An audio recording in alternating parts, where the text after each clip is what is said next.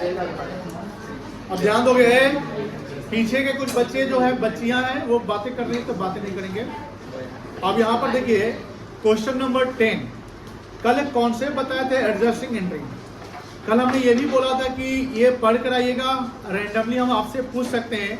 आप सबको हिंट्स भी दिए थे कि कल टेस्ट हो सकता है, कुछ बच्चा इसलिए डरे नहीं आया है कि टेस्ट सब ले सकते हैं। हम टेस्ट नहीं लेंगे बट हाँ ये सवाल सब हम कर सकते हैं, कोई दिक्कत नहीं है। मुझे बताइए वेजेज एक्सपेंस है कि लायबिलिटी है? और वेजेज आउटस्टैंडिंग? चलिए इसी का आप खड़े हो जाइए। मान लेते हैं सैलरी आउटस्टैंडिंग 15,000 रुपए है, उसका जर्नल एंट्री क्या बनेगा?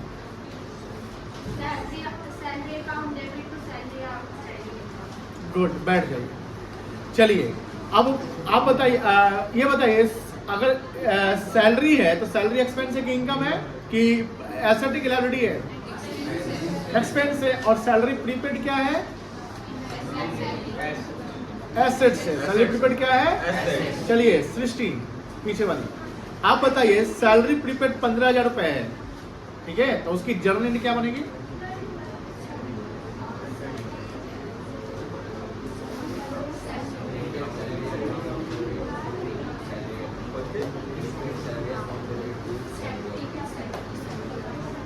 Very good, prepaid salary account debit to salary account, कोई दिक्कत नहीं है। इंटरेस्ट अगर हम रिसीव कर रहे हैं तो वो मेरे लिए इनकम एक एक्सपेंस है, और इंटरेस्ट एक्रू क्या है? एसेट्स है। चलिए एसेट्स आर्ट्स आप ही बताएंगे, खड़े हो जाइए। 10,000 रुपया इंटरेस्ट एक्रूड है, उसका क्या एंट्री बनेगा? Very good, interest accrued account debit to interest account. Interest income है तो क्रेडिट हो जाएगा, और इंटरेस्ट एक्रूड एसेट है तो ये ध्यान रखिएगा, एडजस्टिंग एंट्री या कोई भी एंट्री करते समय हमें concepts of debit and credit को क्या करना है? ध्यान रखना है। रूल्स ऑफ डेबिट क्रेडिट को ध्यान रखना है। अगर वहां ध्यान नहीं दिए, कभी कभी होता है क्या है कि जब हम सवाल है जब पूछते हैं आप लोगों से तो आप घबरा जाते हैं। मतलब आप कैसे घबराते हैं कि आप डेबिट क्रेडिट में भी गलती कर जाते हैं, क्योंकि आप में कॉन्फिडेंस की थोड़ी कमी हो जाती है। जब कोई भी सवाल पूछे, आपका जूनियर पूछे, आपका सीनियर पूछे, आपके टीचर पूछे, आपके रिलेटिव पूछे, कहीं भी कोई सवाल पूछे, अपने आप को काम रखो।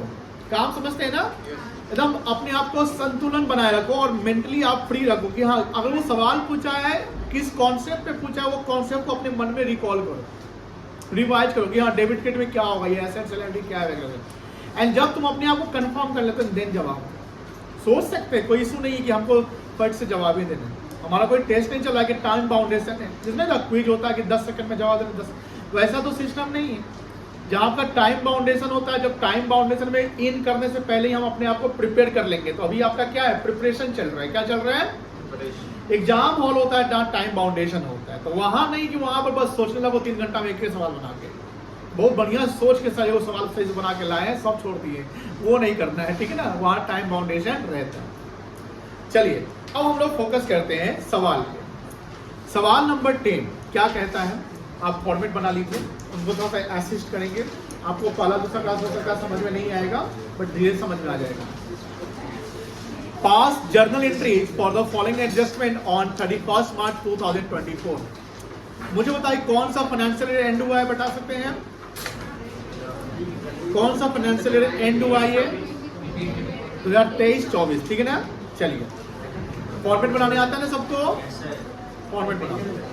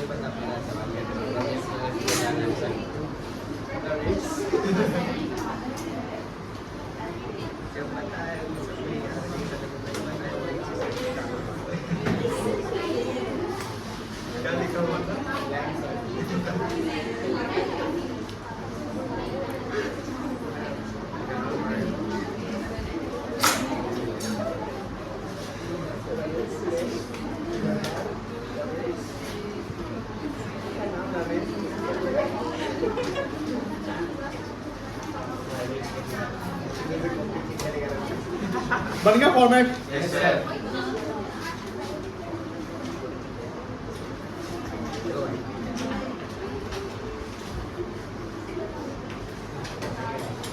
चलिए यहाँ डेट के कॉलम में आप पॉइंट वाइज लिखेंगे। Point 1, interest due but not receive. ये इंटरेस्ट ड्यू हमारे लिए इनकम है कि एक्सपेंस है, एसेट की लायबिलिटी है? एसेट से है। इंटरेस्ट ड्यू क्या कहलाएगा हमारा? एसेट। जैसे इंटरेस्ट एक्रू हो गया वैसे इंटरेस्ट ड्यू हो गया, ठीक है ना? क्योंकि अब ये एसेट क्यों होगा? बिकॉज हमें पैसा लेना है अभी। और वही लिखा रहता interest due but not paid, अगर लिखा रहता तब ये क्या कहलाता?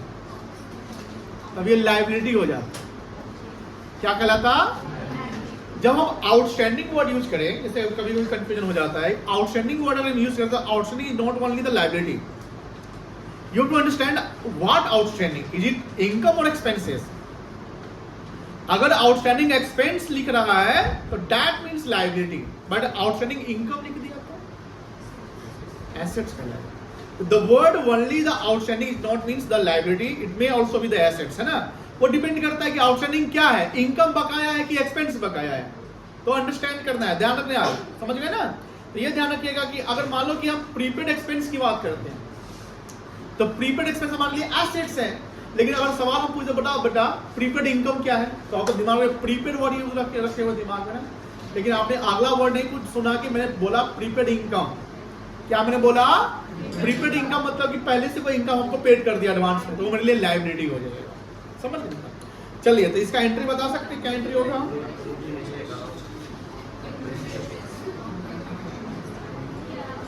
लिख लो जो बनाया नहीं है।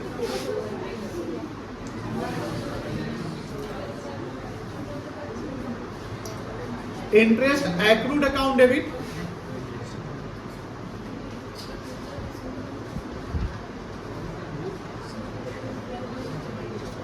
To interest account.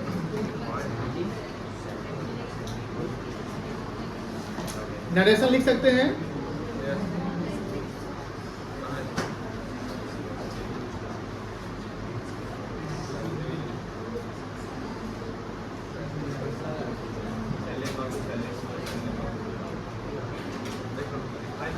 Interest due but not received,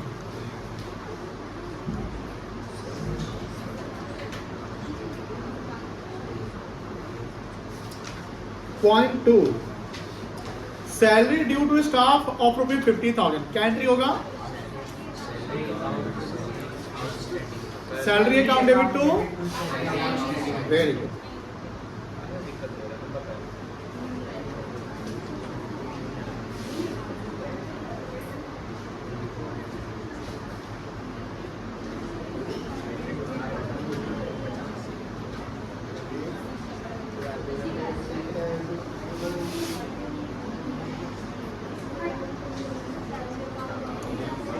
कितना है बेटा? 50,000।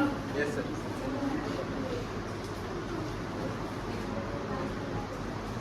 नरेशन लिख सकते हैं ना?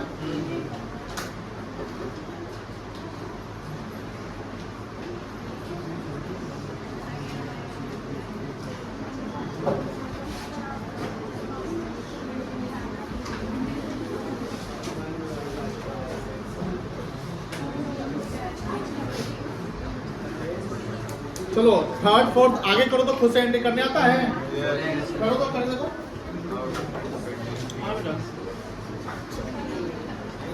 खुद से नहीं हो पाएगा। थर्ड बताइए, out of the range paid this year 5,000 for the next year, अगले साल का, ये क्या कहलाएगा? प्रीपेड कहलाएगा।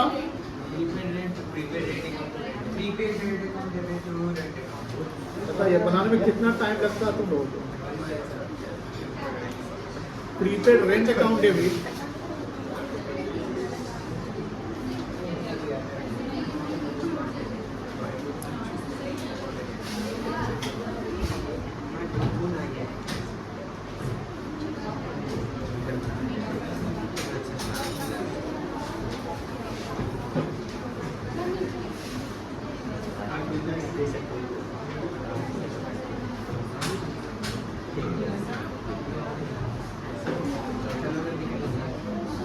Rent prepaid for next year. अब है 4 नंबर तो बता सकते हो, बताइए क्या नाम है, जिनसे पूछेंगे वही बताएगा। चलो भूमि आप बताओ, provide 10% depreciation on furniture costing 1 lakh, क्या एंट्री बनेगा? जर्नल एंट्री बताइए।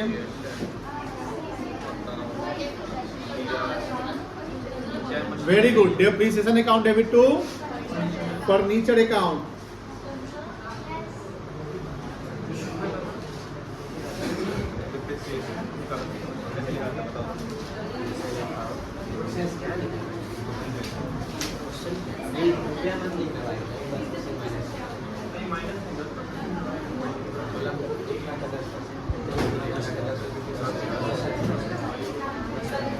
कितना होगा 1 लाख रुपए का 10%?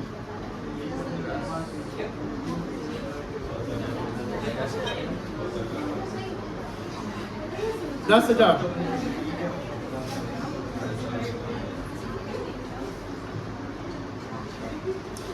Being depreciation at 10% per annum, 10% on furniture.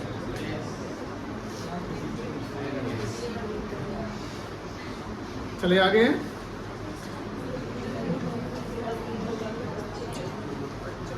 Fifth देखो, goods use for making the furniture, जिसकी सेल प्राइस है 5,000 एंड कॉस्ट प्राइस कितनी है? तो अभी हमने फर्नीचर बनाने के लिए गुड्स यूज किया, अभी हमने मार्केट में बेचा नहीं है, तो बेचा है तो पैसा आएगा नहीं, तो जितनी हमने गुड्स की कॉस्ट को यूज किया है वही वैल्यू लिखेंगे। तो यहाँ पर 2 वैल्यू लिखा हुआ है, कितना भी लिखा हुआ है? हम सामान जो गुड्स खरीदे होंगे यानी लकड़ी जो खरीदे होंगे, कितना खरीदे होंगे? 4,000 का 5,000 का? 4,000 का। हमने फर्नीचर बना लिया, मार्केट में अगर बेचेंगे तो कितना मिलेगा? 5,000 मिलेगा, बट हम बेचे कहाँ? अभी नहीं ना बेचे हैं। सेल करते 5,000 मिलता तो 5,000 से एंट्री होता, तो यहाँ एंट्री कितना से होगा? तो ध्यान रखिएगा, जब हम कभी भी बोले कि 4,000 से एंट्री होगा और आपके मन में डाउट हो रहा है कि 5,000 वाला भी है, 4,000 वाला भी, सर 4,000 से क्यों किए? आपका ड्यूटी है कि वो सवाल अगर डाउट में है तो पूछ लीजिए, बेझिझक पूछ लीजिए कि सर क्या होगा। शर्माना नहीं, एकदम हम कोशिश करेंगे कि सारा इंफॉर्मेशन हम आपको दे दें कि आपको डाउट ना हो। फिर भी हो सकता है कि अगर डाउट होता है तो आप पूछिएगा, समझिए ना बेटा। तो कितने से एंट्री होगा? 4,000 से होगा। क्यों होगा? क्योंकि अभी बिका नहीं है, इसकी कॉस्ट वैल्यू पे हम इसको शो कर देंगे। तो आपने लकड़ी का यूज कर लिया तो परचेज घट गया ना, तो परचेज क्या हो जाएगा? क्रेडिट हो जाएगा, और क्या बनकर तैयार हो गया? फर्नीचर एसेट बन गया, तो एसेट क्या हो जाएगा? डेबिट हो जाएगा। चलिए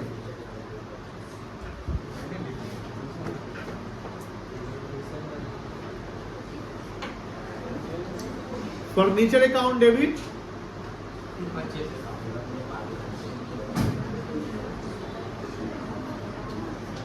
कितना रुपया होगा?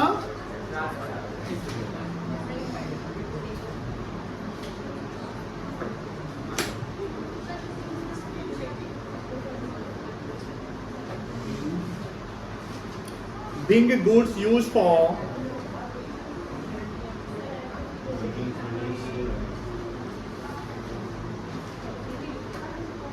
making furniture.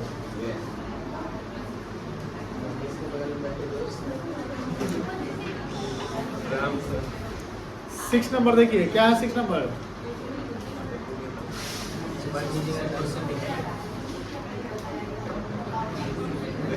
आगे रख दिया है। रिसीव कमीशन 20,000, कमीशन 20,000 रिसीव किया तो पैसा आया, बैंक अकाउंट डेबिट कर लीजिए। कभी कोई मन में डाउट होगा कि बैंक करेगी कैश करेगी, जब कोई इन्फॉर्मेशन नहीं तो बैंक इधर बैंक और कैश कर सकते हैं, बट ध्यान रखिएगा इधर में हम बैंक कब करना है एकदम कंफर्म, जब मेजर वॉल्यूम लगे तो बैंक कर दो, है ना। तो यहाँ जनरली क्या होता है ना, बिजनेस में नॉन कैश मतलब कि जो कैश वाला जो एक्चुअल फिजिकल कैश का लेन देन कम होता है, ज़्यादा लेन देन किस चीज़ का होता है? आपको चेक, यूपीआई, ऑनलाइन होता है, आज का सिस्टम भी ज़्यादा बैंकिंग होता है, इसलिए बैंक यूज कर सकते हैं। और आगे यहाँ लिख भी दिया है कि कैसे आपने चेक रिसीव किया पैसा, तो बैंक अकाउंट क्या हो जाएगा आपका? डेबिट। कितना से होगा? 20,000 से होगा। लेकिन बोलता है कि आधा पैसा जो है हम एडवांस में ले लिए हैं, मतलब इस साल का इनकम कितना कहलाएगा? 10,000 कहलाएगा। तो इस साल का इनकम 10,000, तो इनकम बना कितना इस साल? 10,000 बना कि 20,000 बना? 10,000 बना सर। इनकम बना 10,000, क्योंकि आपका आधा तो अगले साल का है ना। तो एक्रूअल कॉन्सेप्ट क्या बोलता है? जितना इनकम उतने मानोगे। आप जितना भी रिसीव करो डजंट योर इनकम। अगला जो 10,000 रुपया वो क्या है आपके लिए? एडवांस है। वो क्या है? एसेट की लायबिलिटी है? एसेट है, लाइबिलिटी है सर। लायबिलिटी है। तो बैंक अकाउंट क्या हो जाएगा? डेबिट हो जाएगा। कितना सौ होगा बेटा? 20,000। तो कमीशन अकाउंट हो जाएगा।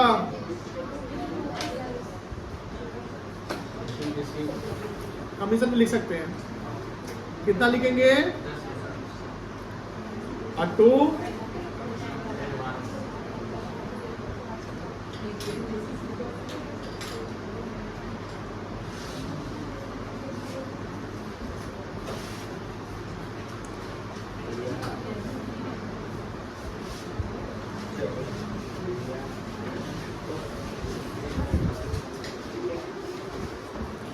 being commission received by check of rupees 20,000 of relates to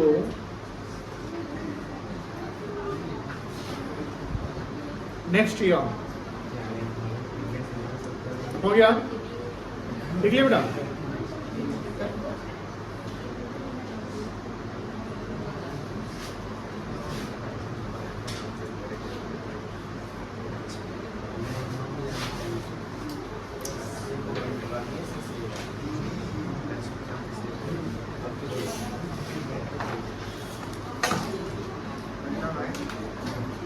चलिए आगे। Yes sir. तुम कर लिए तो कुणाल मिला रहा है ना? ठीक है। 8वां, allow interest on capital of ₹8,000। ये खर्चे फर्म के लिए क्या एंट्री होगा? ये किसको मिलेगा? प्रोप्राइटर को।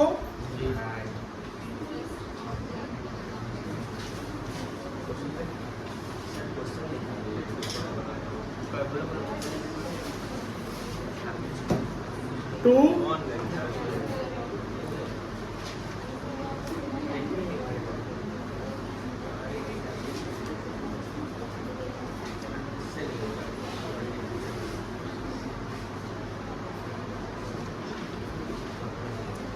being interest on capital allowed।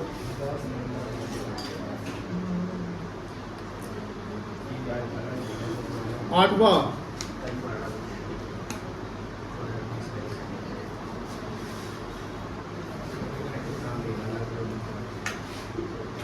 चलिए आठवां पे। आठवां क्या है? Charge interest on drawings of ₹1500।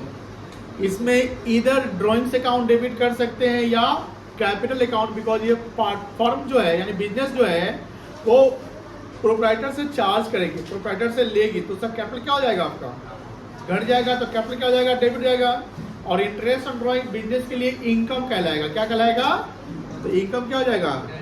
तो क्या एंट्री हो जाएगा? ड्रॉइंग्स या कैपिटल अकाउंट डेबिट कर लेंगे। To interest on. अब इससे रिलेटेड एक एग्जांपल सेम था, इलस्ट्रेशन सेम सेम सेम, सिर्फ पैसा चेंज था, है ना? याद है? बोल ही नहीं रहा है। यस वो बना लोगे? सर। वो 11 बजे के बाद बैठकर बनाकर सब घर जाएगा जो जो नहीं बना के लाया है। Yes sir.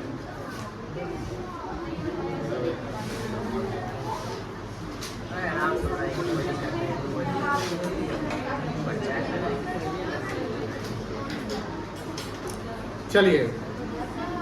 हाँ सर। हाँ ड्रॉइंग्स बेटा,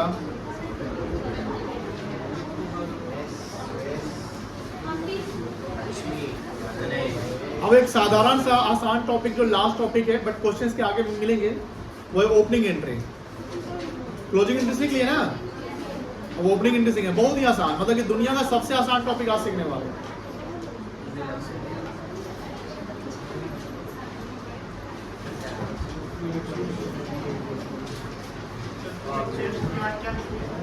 इंटरेस्ट ऑन ड्रॉइंग्स। हाँ बेटा, देखो ये जो टॉपिक है ओपनिंग एंट्री। तो एक ऐसा टॉपिक है जिसको ना भी समझाए तो भी आप समझ जाओगे। तो आप बोलिएगा सर छोड़ दीजिए, समझ गए, है ना। कल जो टॉपिक पढ़े थे एडजस्टिंग एंट्री, ये टॉपिक तो काफी इंपॉर्टेंट था एंड थोड़ा कॉम्प्लेक्स टॉपिक था, बिकॉज इसमें आपको बहुत ज्यादा अंडरस्टैंडिंग लेवल को इम्प्रूव रखना है। अगर यहाँ अंडरस्टैंडिंग लेवल आपका नहीं है एक्सपेंसेस को आइडेंटिफाई करने में, इनकम को, लायबिलिटी को, एसेट्स को, तो फिर ये एडजस्टिंग एंट्री आपसे नहीं बन पाएगा, गलती हो जाएगी। लेकिन जो आज का एक छोटा सा टॉपिक है opening entry. First of all, इससे पहला चैप्टर में हमने टॉपिक पढ़ा था क्लोजिंग एंट्री। तो क्लोजिंग एंट्री का मतलब है the entry which are made at the end of the accounting year. तो हम बुक्स ऑफ अकाउंट क्लोज कर रहे हैं, फाइनेंशियल ईयर मेरा एंड हो रहा है, तो last date of the financial year या last date of accounting year. जब मैं वर्ड फाइनेंशियल यूज करूं तो फाइनेंशियल में अप्रैल टू मार्च समझेंगे। जब कैलेंडर यूज कर अकाउंटिंग ईयर यूज करूं तो अकाउंटिंग ईयर में इधर कैलेंडर हो सकता है या फाइनेंशियल हो सकता है। तो last day of accounting year को जो एंट्री करते हैं उसको हम बोलेंगे क्लोजिंग एंट्री। क्या बोलेंगे बेटा? क्लोजिंग एंट्री बोलते हैं। बट आज का क्लोजिंग जो 31 मार्च को क्लोज किया गया, जिस दिन एंट्री किया गया, क्लोजिंग एंट्री हमेशा साल के अंत में 31 मार्च 31 दिसंबर को होगा। तो वही अगले दिन नेक्स्ट डे क्या कहलाएगा? ओपनिंग कहलाएगा। क्या कहलाएगा? ओपनिंग। उसके लिए हमें पास करना पड़ता है ओपनिंग एंट्री। क्या पास करना पड़ता है? तो opening entry is the entry which are made at the beginning of the accounting year on very first day of the accounting year. यानी अकाउंटिंग ईयर शुरू हुआ, आज 1 अप्रैल है, एंट्री पास करो। यदि बैंक सब ना 1 अप्रैल को हॉलीडे होता है, 1 अप्रैल को नया साल वो मनाते हैं, जो फाइनेंशियल ईयर का नया साल 1 अप्रैल माना जाता है ना। हम लोग घर में जो ईयर जो शुरू होता है नया साल जनवरी टू दिसंबर चलता है, तो वो कैलेंडर रहता है, कैलेंडर ईयर, लेकिन फाइनेंशियल इंडिया में अलग है। तो जब हम 1 अप्रैल को हम एंट्री मारते हैं तो वहां ध्यान रखिए, कोई भी बैलेंस कैरी फॉरवर्ड जो होता है ना, वो 2 ही चीज कैरी फॉरवर्ड होता है, एसेट्स और लायबिलिटीज। एक्सपेंस को हम कैरी फॉरवर्ड नहीं करेंगे। जो एक्सपेंस कैरी फॉरवर्ड हो रहा है वो हमारे लिए एसेट्स या लायबिलिटी बन जाएगा। जैसे रेंट प्रीपेड या रेंट आउटस्टैंडिंग। रेंट प्रीपेड क्या है हमारे लिए? एक्सपेंस, क्या एसेट्स है। रेंट प्रीपेड अगर मैंने बोला था क्या है ये? एसेट्स है ना। तो ये कैरी फॉरवर्ड होगा, अगले साल उसका एडजस्टमेंट करना पड़ेगा। और वही रेंट आउटस्टैंडिंग है तो ये हमारे लिए क्या है? लायबिलिटी है। तो ये भी तो कैरी फॉरवर्ड, अगले साल पेमेंट करेंगे, यानी जो पैसा हमको अगले साल मिलेगा हमारे लिए एसेट्स है, जो हम अगले साल चुकाएंगे वो हमारे लिए लायबिलिटी। लेकिन मैं बोलूं रेंट, तो रेंट क्या है हमारे लिए? Rent is expenses, rent is not carry forward. Expense जो कैरी फॉरवर्ड हो रहा है, ऐसा होता है आपने पेमेंट कम किया या ज्यादा किया, वही, एंड जितना कम पेमेंट किया या कम ज्यादा पेमेंट किया वही कैरी फॉरवर्ड कर रहे हैं।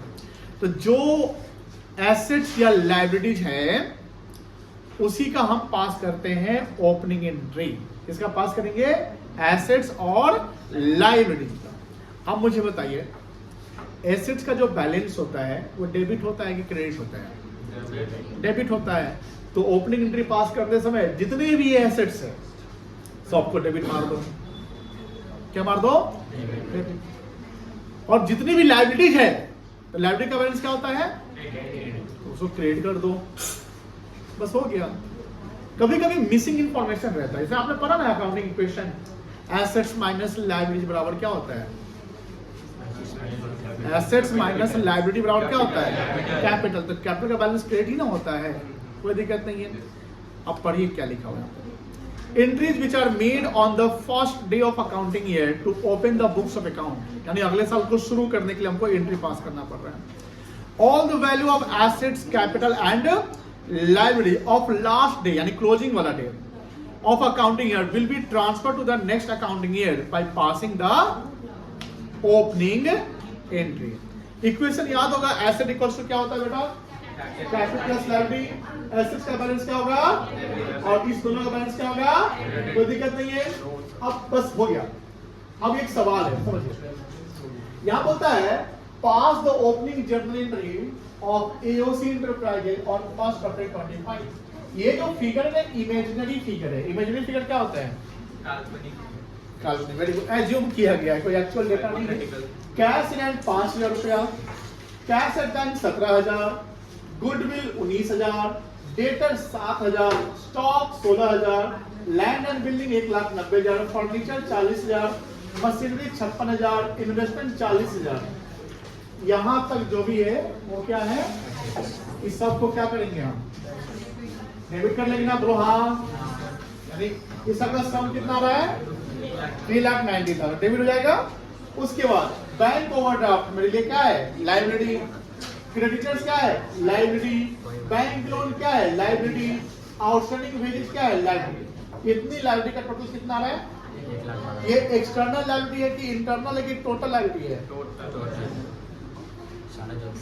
ये एक्सटर्नल लाइब्रेरी है। क्या है?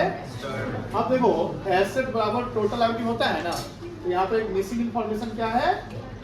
कैपिटल कैसे निकलेगा? Asset minus library 3,90,000 minus 1,12,000 equals to 2,78,000। तो क्या कहलाएगा?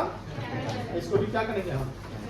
क्रेडिट। यानी सारा डेबिट होगा। नहीं, आप जब एंट्री करोगे तो एसेट्स अकाउंट डेबिट नहीं लिखोगे, कंपाउंड एंट्री हो जाएगा। क्या होगा? यानी सारा जितने भी नाम है सबको डेबिट करो। जैसे cash in hand account debit, cash at bank account debit, debtor account debit, goodwill account debit, ऐसे ऐसे करना है। कोई दिक्कत नहीं है, यहाँ सॉल्यूशन है। दिख रहा है ना? एसेट सब क्या हो गया आपका? डेबिट का अमाउंट। देखो लिखने का पैटर्न समझो, तो लोग अभी तक सुधरा नहीं है, बहुत अच्छा। डेबिट का अमाउंट सीधे लिख देता है। टू जब लिखता है तो यहां से लिखता है। देख रहे हो हम लिख रहे हैं ऐसे, वैसे नहीं लिखना। समझ में ना? कोई दिक्कत नहीं ना? आसान था, सबसे आसान टॉपिक था, कोई दम ही नहीं है। हम तो ज्यादा थोड़ा सा ज्यादा एलेबोरेट कर दिए, करना जरूरत नहीं था। ओपनिंग एंट्री का मतलब क्या है? जो एसेट लाइब्रेरी का है फर्स्ट डे अकाउंटिंग हो एंट्री मार दो, इतना बोल दिए। एसेट्स को डेबिट कर दो, लाइब्रेरी वाला कैपिटल क्या कर दो, हो गया, बात खत्म, टॉपिक खत्म। 2 मिनट का टॉपिक था। कितना मिनट का था? अभी हम 20 मिनट है ना। चलिए कोई बात नहीं, अच्छी बात है। समझना जरूरी है और समझाना जरूरी है, और इतना समझ लो कि बाद में आप इसको डिस्कस कर सकते हैं। ये तो लिख लिया ना? तो इस पे भी हम होमवर्क दे देते हैं, लेकिन आप लोग करके नहीं आते। बोलिए, करके आओगे ना? तो जर्नल का जो भी क्वेश्चन सब बचा हुआ है रिमेनिंग, सारा बना के ले आओ। अरे भाई देखो यहाँ पर ओपनिंग एंट्री का क्वेश्चन ही बन जाएगा। बोलो हाँ। उसका मिस्टेरियस क्वेश्चन तो नहीं बनेगा। जो सब बना के ले आएगा कल हम पक्का उसको गरम समोसा एक खिलाएंगे। गरम समोसा नहीं, वो सरकार की हिदायत है कि समोसा जंक फूड में आता है, नहीं खाना चाहिए। हम आप लोगों को 5 रुपए वाला पार्ले जी खिलाएंगे, उससे ज्यादा हमें खिलाते हैं 5 रुपया।